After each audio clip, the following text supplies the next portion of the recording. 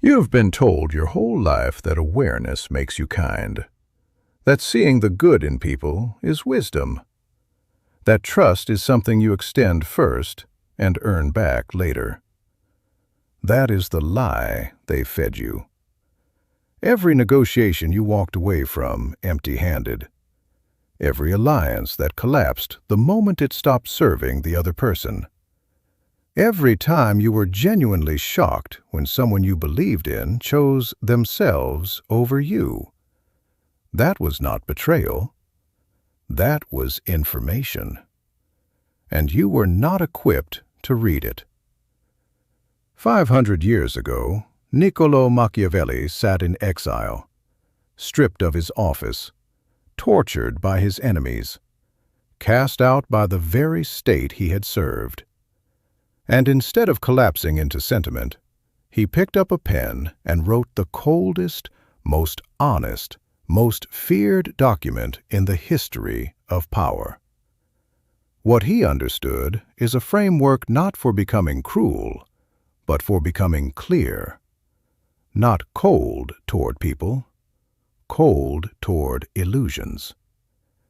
There are 9 principles buried in that framework. 9 ways of thinking that will permanently rewire how you see people, situations, and yourself. The 9th will explain why everything else has been failing you. If you are not ready for this, close the video. Go back to the crowd. But if you want the truth, stay. You were brainwashed to believe that seeing the best in people is wisdom. School taught you to be open. Religion taught you to trust. Media sold you the idea that the emotionally reactive man is the authentic one.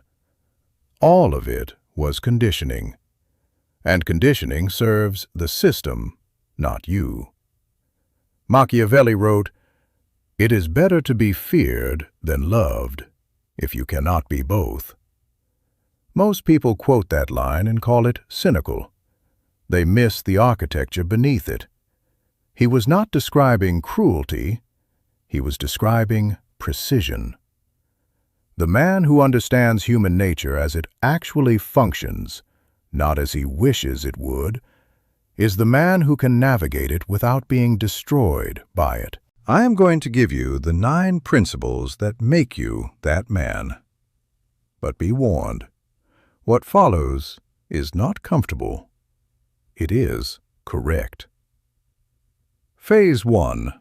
The cold eye. The single most expensive mistake you can make is seeing people as you want them to be, instead of as they actually are. Most people build elaborate justifications for behavior that is screaming at them in plain language. They explain away the 3rd time someone bent the truth, because they want to preserve the version of that person they have constructed in their mind. That is not loyalty. That is willful blindness. And it costs people years they cannot recover. Psychologist Daniel Kahneman spent decades documenting the confirmation bias, the mind's tendency to seek evidence that confirms what it already believes and filter out everything that contradicts it. You do not see people clearly. You see them through the lens of who you need them to be. Julius Caesar understood cold observation at the highest level, until he did not. He had spent 2 decades reading allies with surgical precision.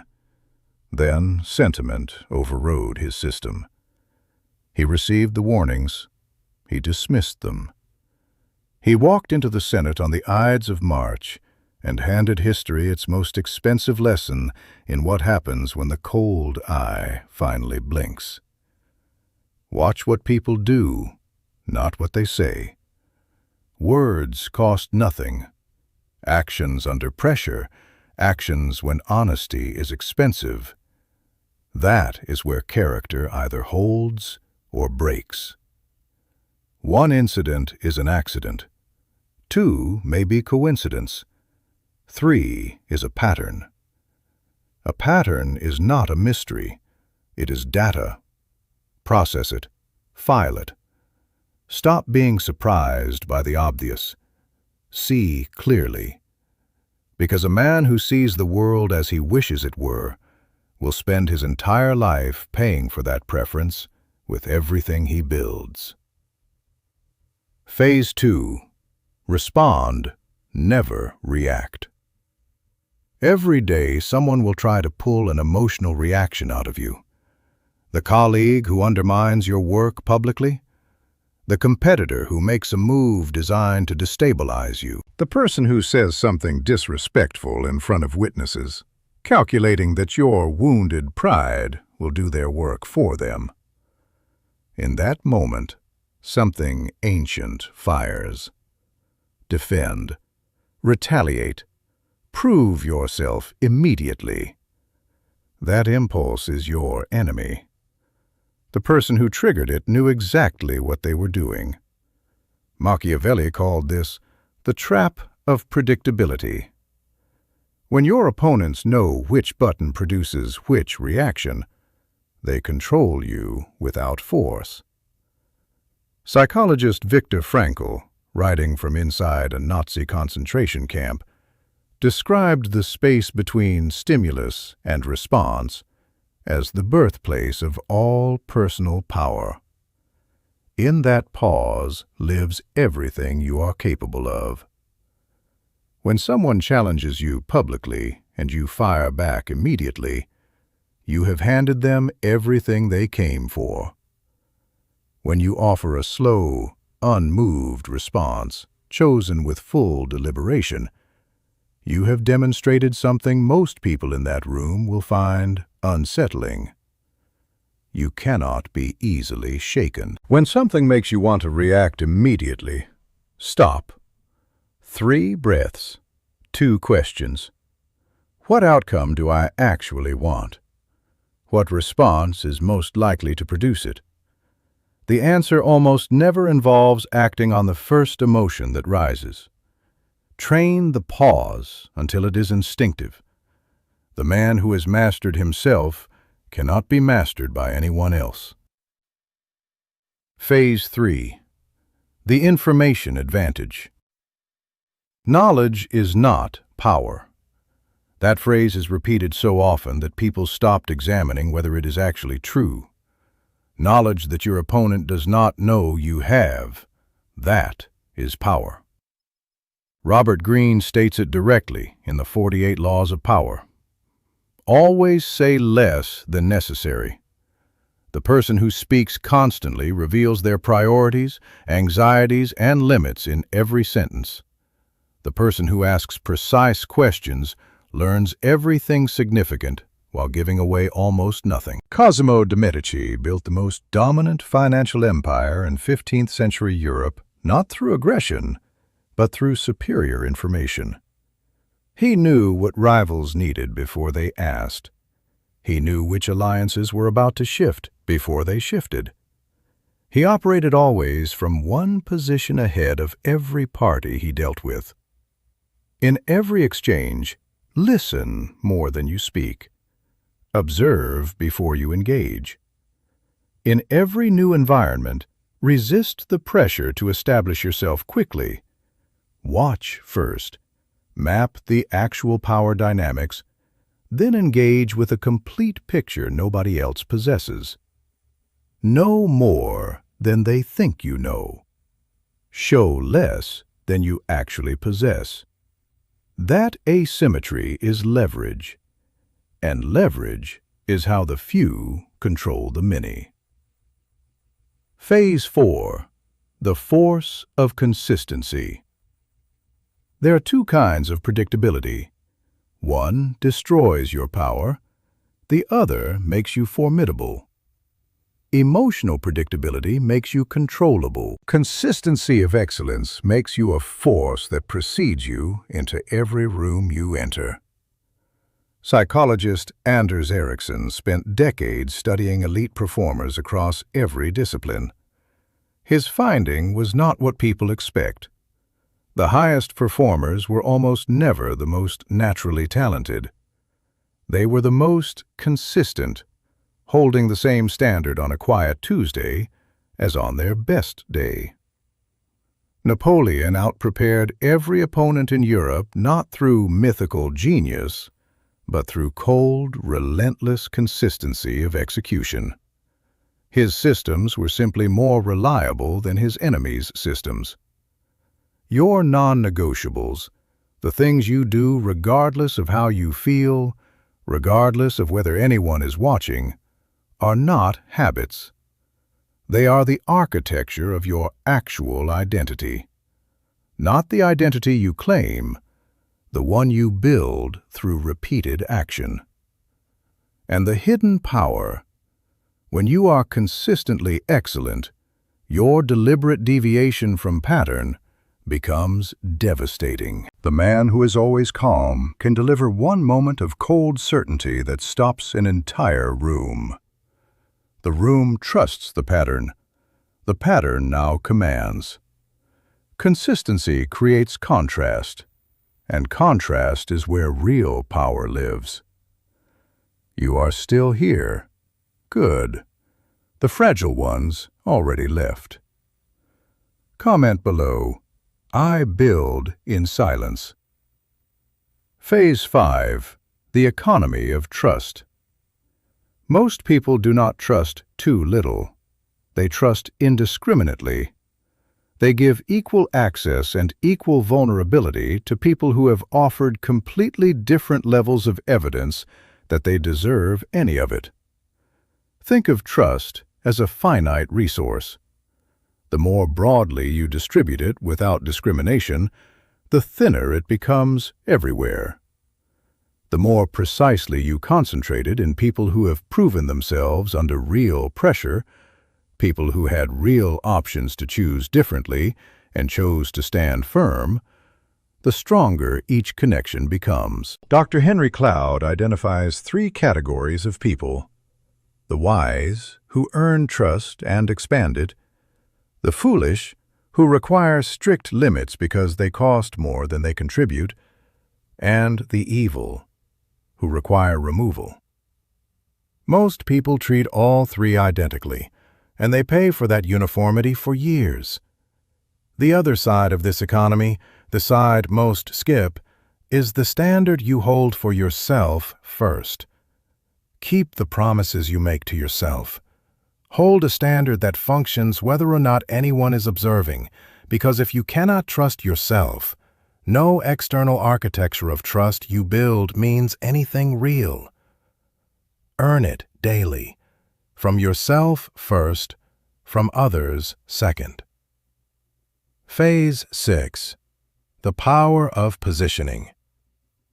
Most people respond to circumstances after those circumstances have fully formed around them. A much smaller number position themselves to shape circumstances before they arrive. Machiavelli wrote extensively about fortuna, the unpredictable force of chance. His observation was precise.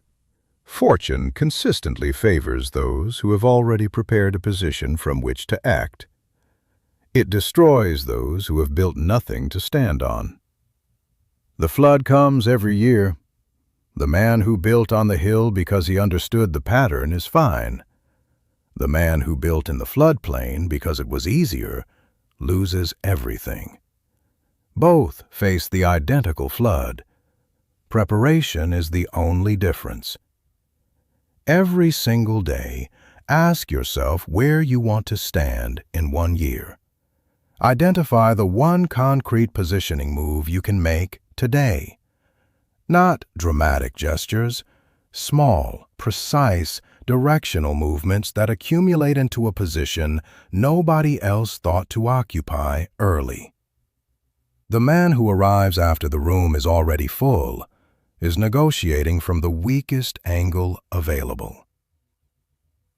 Phase 7. The strategic retreat. There are moments when the single most powerful move available to you is to deliberately step back. Not surrender. Strategically yield specific ground to preserve your full strength for the war that actually matters. The commanders Machiavelli studied, who achieved the most enduring victories, were almost never the ones who fought every engagement with maximum force. They were the ones with the cold discipline to know which battles to avoid. The commander who meets every challenge with equal fury exhausts his resources on conflicts that decide nothing. He wins skirmishes and loses the war through accumulated depletion. This is Robert Greene's 33 Strategies of War made operational. Every engagement is subordinate to the grand strategy. The moment you begin defending terrain simply because yielding feels like weakness, you have handed your opponent your position for free. Separate your ego from your strategy completely. Ego insists on holding every position. Strategy asks one question only: does holding this ground at this moment serve my actual long-term objective? Know when to hold without moving an inch. Know when to step back without regret. The man who can execute both with equal fluency is more formidable than any man who only knows one mode. Phase 8. The long game. Most people make decisions based on what is most relieving right now, what eliminates the current discomfort most immediately, what produces the fastest visible reward. This is precisely why most people's lives look almost identical year after year. The long game mind does not ask what is easiest today. It asks what is necessary for the outcome it has committed to over the timeline that actually matters. It accepts difficulty in the present deliberately in exchange for a stronger position in the future. The person playing the long game does not reveal their full capability when the stakes are low. They allow others to form underestimations, because the person who underestimates you surrenders the most valuable thing available. They lower their guard at exactly the moment that determines the outcome. This year's difficulty is next year's advantage. This year's comfort is next year's stagnation.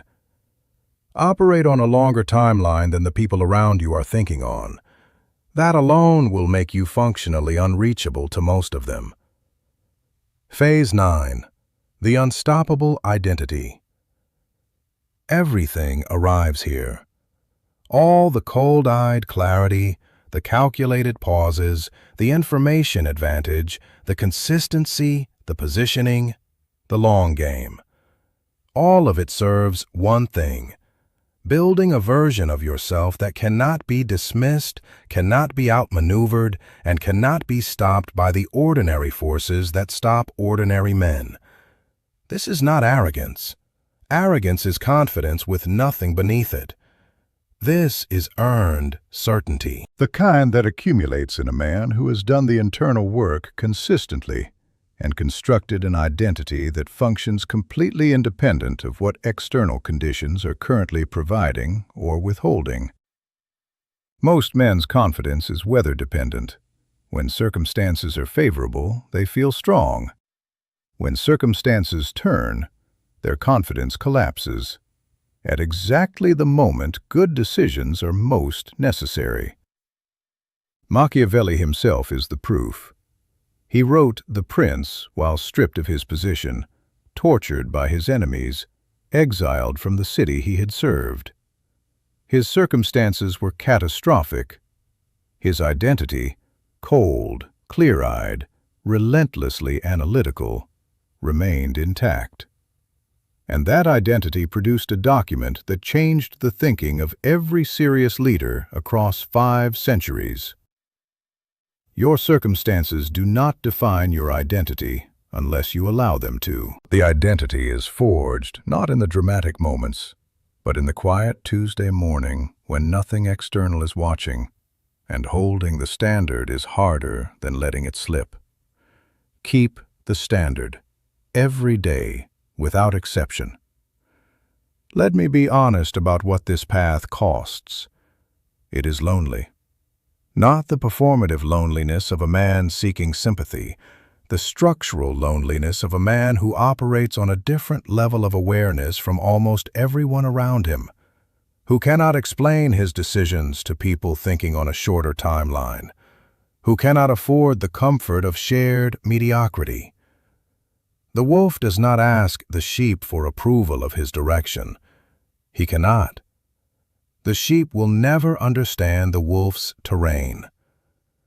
Machiavelli sat in exile, in pain, having lost everything the system promised him, and he still chose to think clearly, still chose to write honestly, still chose to build something that outlasted his enemies and 5 centuries of history. This freedom is cold, but it is the only freedom that is truly yours. No one gave it to you. No circumstance can take it from you. You built it. You maintain it. You own it completely. You made it to the end. That already separates you from most. You now hold 9 operational frameworks, not motivation that expires by tomorrow morning. 9 ways of thinking that function in every competitive arena, every high-stakes situation, every room where the difference between the man who shapes events and the man who simply experiences them comes down to the quality of his thinking and the depth of his preparation. The world will test your commitment to this almost immediately. An older pattern will reassert itself and offer you the comfortable pull of who you used to be. Hold the line. Stay cold, clear-eyed, free from the distortions of wishful thinking and emotional reactivity. Stay calculated, deliberate at every level, never simply the product of whatever emotion happened to be loudest. Stay ahead, positioned one step further down the actual timeline than current circumstances require. Subscribe not because I asked you to. Subscribe because you are done being prey. Stay cold. Stay calculated. Stay ahead. Nothing can stop what you are becoming. Go. Build. Lead. Win.